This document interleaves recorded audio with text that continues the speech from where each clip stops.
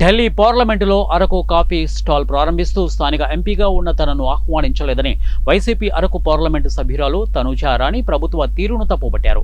Stall ఏర్పాటు చేస్తున్నట్లు కనీస సమాచారాన్ని ఇవ్వలేదని ఆవేదన వ్యక్తం చేశారు.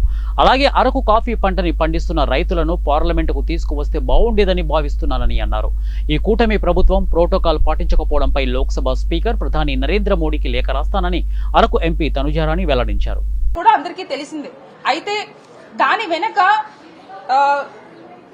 ఈ రైతులు ఎంత కష్టపడుతున్నారు, చెమటోర్చి కష్టపడి అరకు కాఫీని పండించిన రైతుల్ని, ఒక 10 మంది రైతుల్ని పార్లమెంట్ వరకు తీసుకుని వస్తే ఇక్కడున్న ప్రముఖులందరూ కూడా అరకు కాఫీని టేస్ట్ చేస్తూ ఉంటే ఆ రైతులు వాళ్ళని చూస్తే వాళ్ళు పడ్డ ఆనందం, వాళ్ళు పడ్డ కష్టం అంతా కూడా అక్కడ సాటిస్ఫాక్షన్ అవుతుంది అని చెప్పి నేను ఈ మీడియా ముఖంగా తెలియజేసుకుంటున్నాను. అదే విధంగా మన అరకు కాఫీ అన్నది not only famous for the Araku coffee, it's famous for other spices, it's famous for pepper, it's famous for turmeric, it's famous for jaggery, it is famous for టామరిక్.